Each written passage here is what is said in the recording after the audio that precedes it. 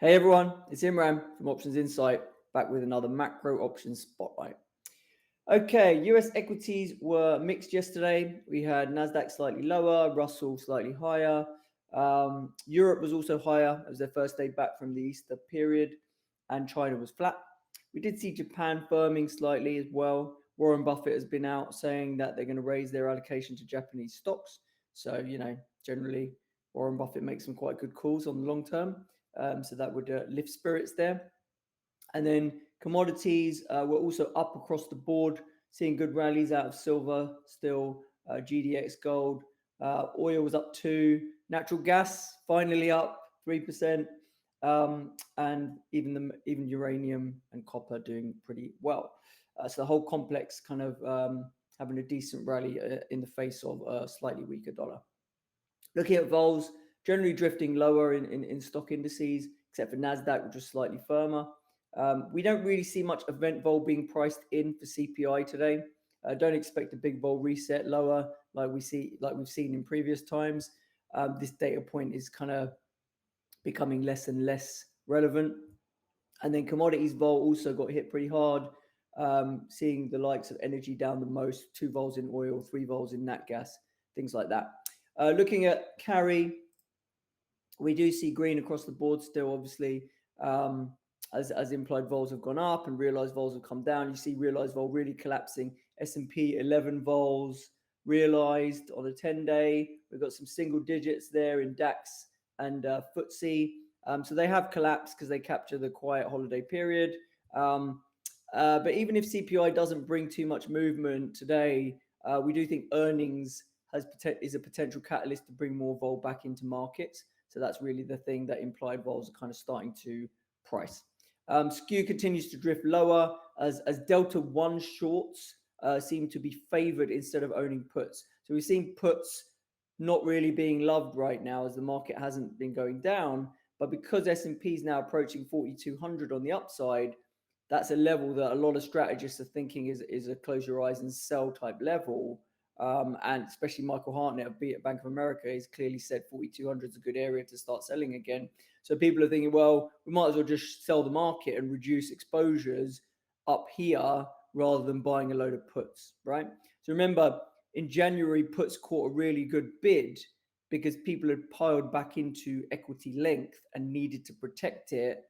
But if people don't have equity exposure because they're all short, then they're not going to need as many puts. So it makes sense that put skew is kind of softening as people lighten up exposure because the market looks expensive. And then commodity skew was also lower, just generally as the whole complex caught a bid yesterday. Okay, what am I looking at? So clearly CPI is the main event. We have got FOMC minutes later as well in the day, might have some impact. So far, the rates market is clearly putting a probability of one hike at around 70%, and that hike to come in May or June. Now, there's a large discrepancy, as Jim Bianco points out, between what the rates market is pricing later on this year and the Fed. So the Fed is guiding that they're going to take rates up to terminal and they're going to leave them there till the end of the year. Okay. Whereas the rates market is kind of this orange line, which is suggesting that by December this year, we're going to be, about 70 bips lower than the guidance that the Fed is giving.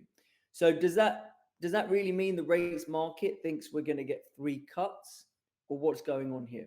So what some people are saying is that you need to think about it more probabilistically, and rather than it's the rate markets predicting 3 cuts, what we're saying is if we get a real shit show and a real credit crisis by the end of the year, which is not out of the question, then rates might need to go to 0, right? Or very, very low, right? 1%, 2%, whatever it is.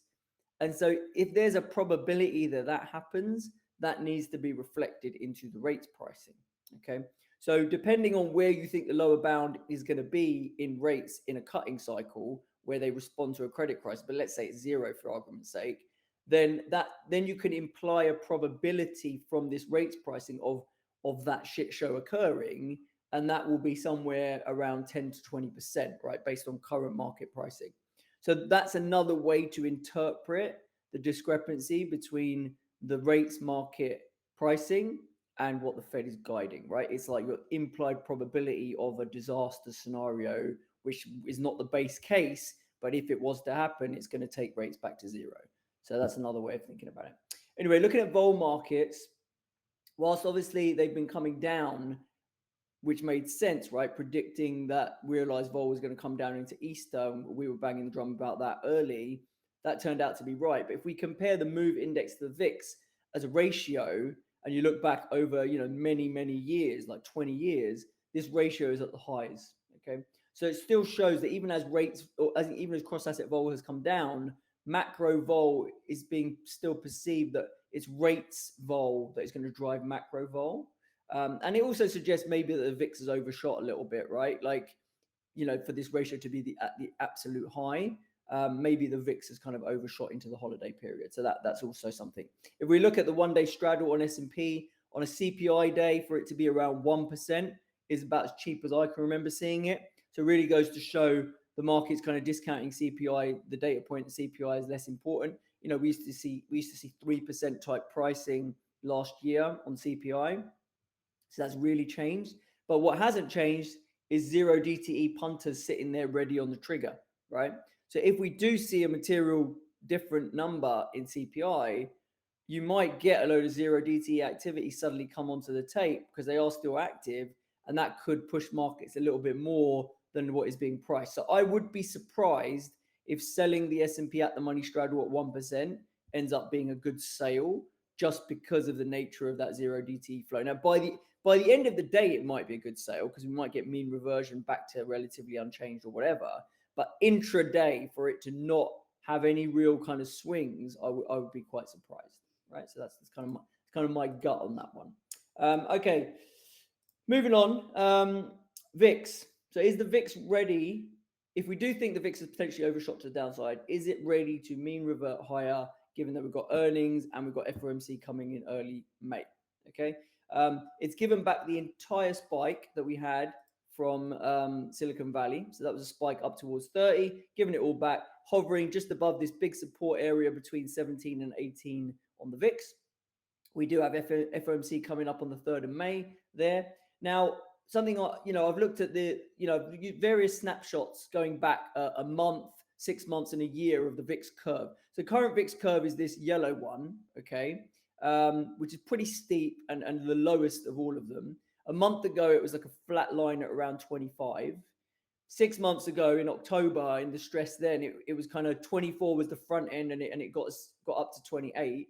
And then a year ago, around about the time of the war, the invasion of Ukraine, we were looking at an inverted curve in the low 30s at the front, down to 30 at the back. So the point is, this is a pretty low curve on the VIX, but it's also very steep. How we measure the steepness, if we look at the second contract versus the fourth contract on the VIX, you can see it's at 2 vols here between May and July, right? May and July is at 2 vols. That's pretty much the 90th percentile of what those contracts. If you look at the rolling 2-month, 4-month contract, and you look at the spread involved between them, we're in the 90th percentile there. So to me, it feels like May has been oversold, and that curve has got too steep, too fast, basically, as people have just thrown in the towel on vol going into the holiday period. Okay. So to me, that suggests that the May VIX contract has limited downside, given how steep the curve has already got. Okay. Now, if stocks do trade lower into earnings or into FOMC or post FOMC even, then I could see the VIX going back to the mid to high 20s. So you can see this curve flip back over to something that maybe looks like the green one, something like that. Okay. So that's what we're thinking about. So I don't necessarily perceive a massive VIX spike that takes us back to 30 plus, but to get back to the mid 20s on a market like S&P going from 4150 back to 3800, that's not out of the question for me. Okay. If we then look at what's going on in VIX flows, we have seen more bullish flows. So if we look at what's happened in the last few days in May, we've seen sellers of 21 puts, we've seen buyers of 25 calls, 39 calls, and 30 calls, right? So those are the bigger clips that we're seeing in VIX option flow, right? So you're seeing 30 calls flagging here. We have seen some September stuff going up as well. But in general, in May, it seems people are looking now to get long delta for the May VIX, okay? And that backs up my view that May might have got oversold. We're also seeing the VVIX stabilizing. VVIX has been a good leading indicator for the VIX over the last few months. So that's a bullish sign. If we look at the VIX beta signal, this is one of my things that I look at to kind of see the sensitivity of the VIX to the S&P. Whilst the S&P has had a bit of a rally into the holiday period, the VIX has not been collapsing at quite the same pace that it was. So this beta got to like nearly 6 and is now back to 3, which is slightly below the longer term average. So when I see the VIX beta running out or getting smaller on the way up, that tells me that we may be reaching a bit of a bottoming in vol. So that, again, the risk reward of going long vol is improving, basically, right? So that's kind of how I would use that VIX beta signal to, again, kind of confirm that opportunistically getting long some VIX might not be a bad shout.